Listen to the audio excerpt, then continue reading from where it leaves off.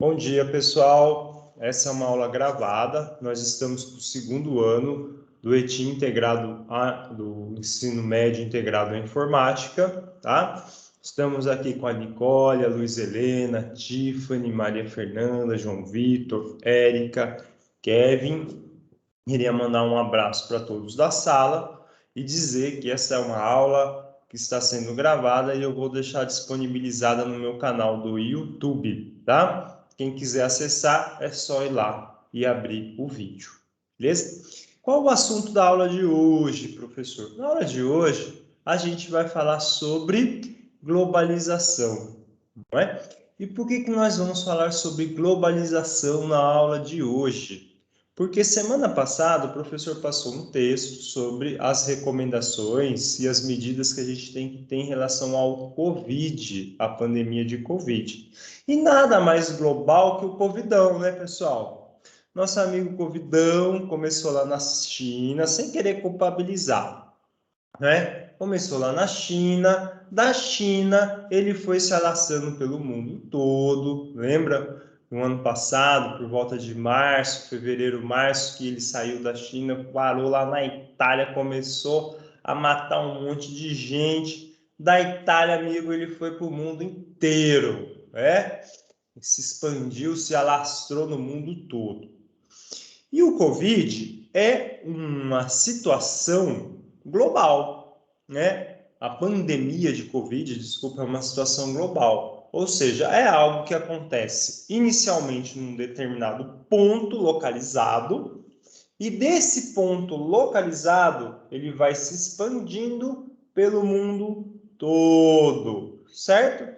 É um vírus, né? De fácil expansão, de fácil crescimento, né? E qual a relação disso com sociologia? Bom, toda, não é? Apesar de ser algo da própria biologia, porque a biologia, a química, a física, a medicina, esse povo que estuda isso aí, não é nós, né? Do ponto de vista social, ele teve impacto nas nossas vidas. Alterou, por exemplo, a forma como a gente assiste aulas. Portanto, existe uma relação entre a pandemia e a sociologia. Lembrando, né, que a sociologia é o estudo das sociedades, né? A pandemia teve efeito na nossa sociedade. Bom, e qual a relação disso com o global e o local? Se vocês pensarem na pandemia e forem estudar quais as medidas cada país tomou para enfrentar a pandemia, nós vamos perceber que há soluções locais. A Coreia do Sul, assim que começa a pandemia, ela toma como medida a ampla testagem da população. Desde o início, a Coreia do Sul se destacou por essa medida, né? A prevenção, como não havia uma vacina, não havia nenhuma medicação comprovada para conter o avanço do coronavírus, o que percebeu-se, o que foi percebido naquele momento? Bom, vamos fazer a testagem da população e aqueles que apresentarem sintomas positivos ficam isolados. Foi assim que a Coreia, desde o início, conseguiu conter o avanço do vírus. Essa é uma solução local. Veja que eu tenho estabelecimento de uma situação global e aqui, pontualmente, localmente, eu desenvolvo uma solução para enfrentar ou para me adaptar a essa solução, a essa questão global. Essa é a relação dos dois pontos. Tá? O Roland Robertson fala para a gente o seguinte: a globalização ela não é hegemônica, ou seja, a globalização ela não está sozinha. A globalização convive juntinho aqui com o local. Entendam então que globalização é antagônico a local. Global pega todo mundo, local só naquele lugar, naquele ponto específico. Então, quando eu falo assim, em São José do Rio Pardo, há localmente o hábito de se escutar música caipira. Não, vou dar um exemplo para vocês. Ou na região aqui, né? Se escuta música caipira, não. Não é uma música caipira, é música sertanejo, né? Se escuta muito sertanejo. Isso é local. Isso é global? Não, isso acontece em determinadas partes da região, né? Em determinada região do estado de São Paulo. O global, ele acontece no mundo todo. Globalmente, todos nós usamos o TikTok, ou o Facebook, ou o Instagram. Isso é global, acontece numa dimensão global, né? Localmente, em São José do Rio Pardo, semana que vem, em agosto, vai começar a Semana Euclidiana. Que lá em Aguaí, por exemplo, interfere a Semana Euclidiana? Bosta nenhuma, não muda nada. Em São Paulo também não, né? Em Buenos Aires também não, no Rio de Janeiro também não. Não muda nada em lugar nenhum, só importa para nós aqui, entendeu? Ah, mas vem um povo lá de Cantagalo, professor, vem. Tudo bem, mas é uma dimensão local, é o aniversário da cidade, então, é local. Agora, por exemplo, o Réveillon é global, tá? Então, o que o Roland Robertson fala é que esse local e esse global convivem entre si, Não existe a predominância de um sobre o outro. Ambos estão pareados, juntinhos, são tão importantes quanto.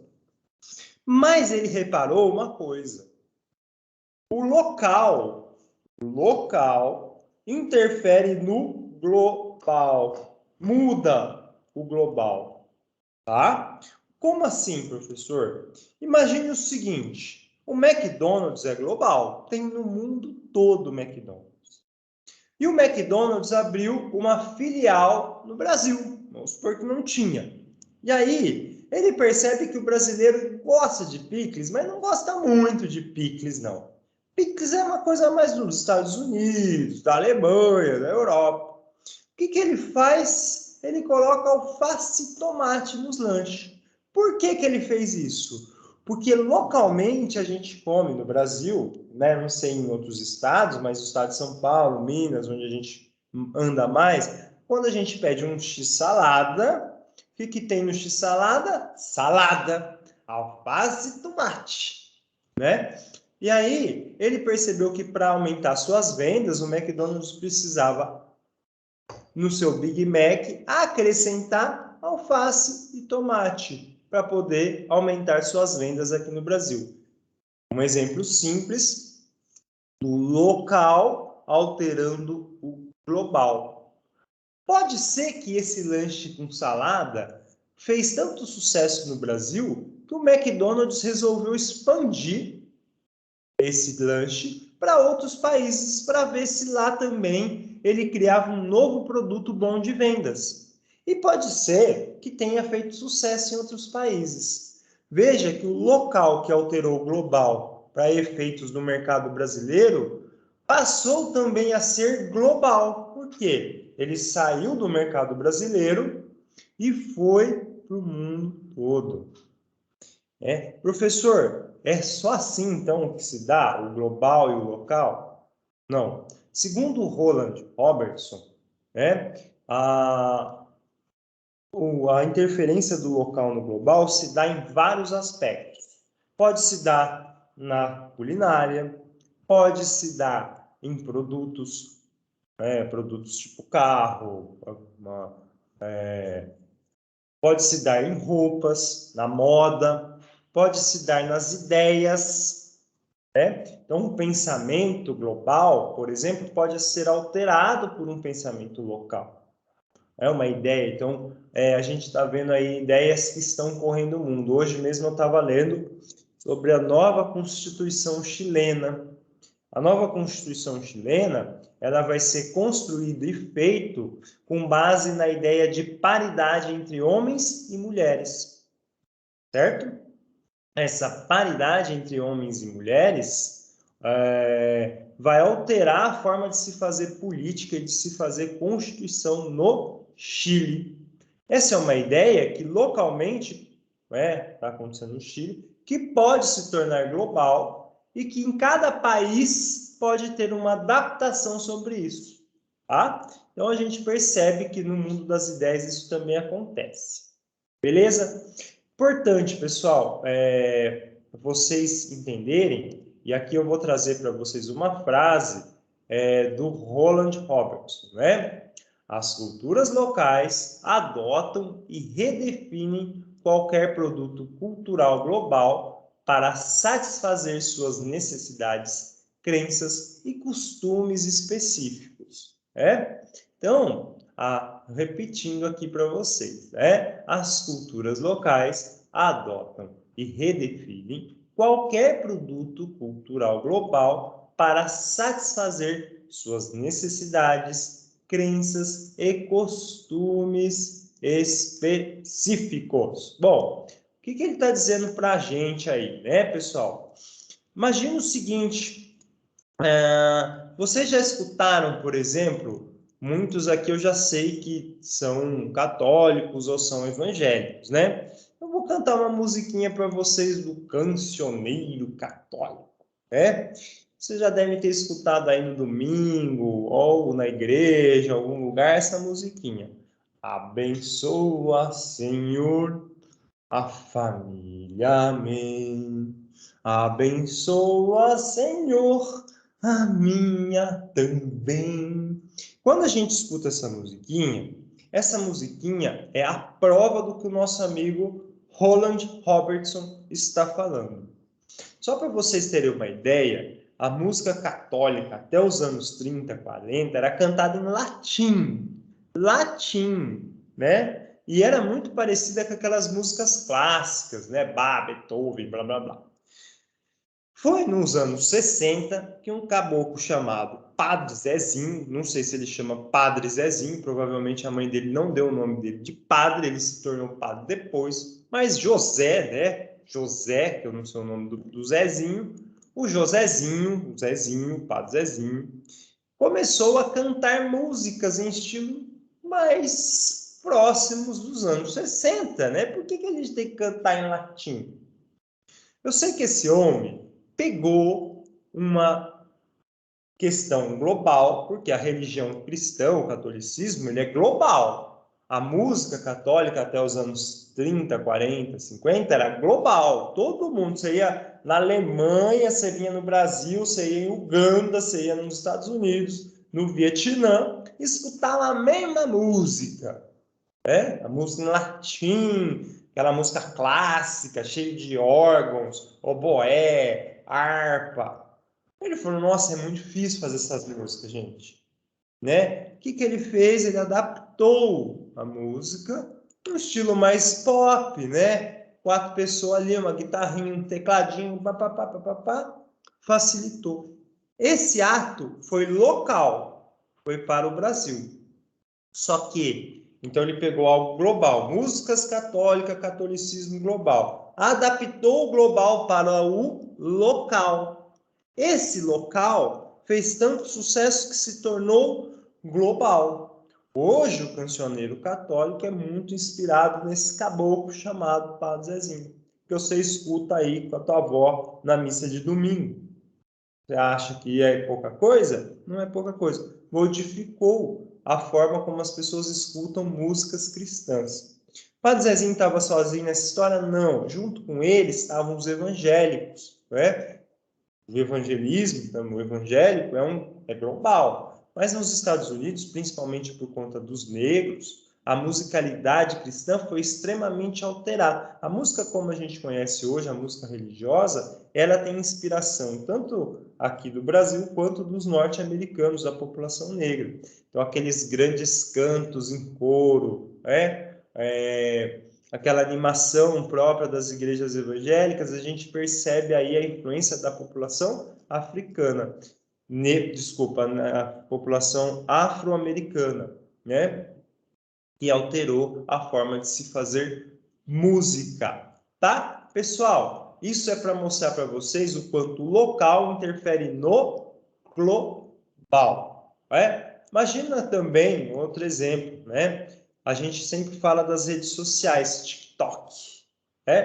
TikTok é global, gente. TikTok é global. Mas aqui em São José, o que a gente gosta de escutar bastante no rolê? Barões da Pisadinha. Aquela música que parece que eles estão no banheiro tendo uma desinteria sem parar. Não sei porque que eles têm que fazer aquela voz fanha, esquisita, e aquele tecladinho enjoativo. E não sei como é que faz sucesso. E faz.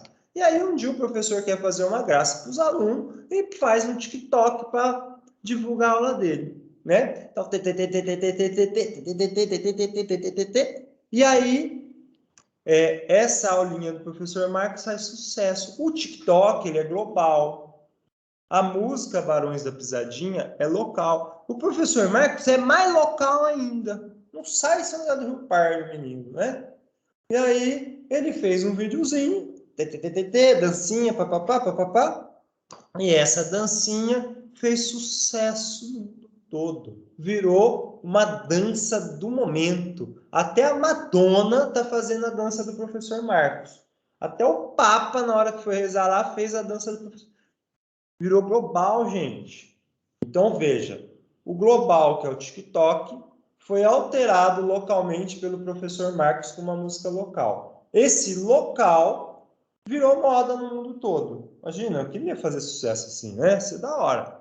Aí, é o local interferindo no global. E o global interferindo no local. Só que o Roland Robertson fala o seguinte, que a miscelânea cultural, ela se dá justamente por causa do local, que senão seria tudo homogêneo. Senão a gente ia comer Big Mac com picles no mundo inteiro, não ia ter alface, tomate, mas graças ao local foi adaptado. Então é o local que transforma, que dá graça às coisas, que diferencia as coisas umas das outras. Graças ao local, nós não vivemos num mundo tão homogêneo. Beleza, pessoal? Deu para entender isso? Alguma dúvida? Alguém quer fazer algum comentário? Eu vou parar a gravação. Boa tarde para todos. Bom dia, né? Deixa eu ver se parou a gravação. Stop.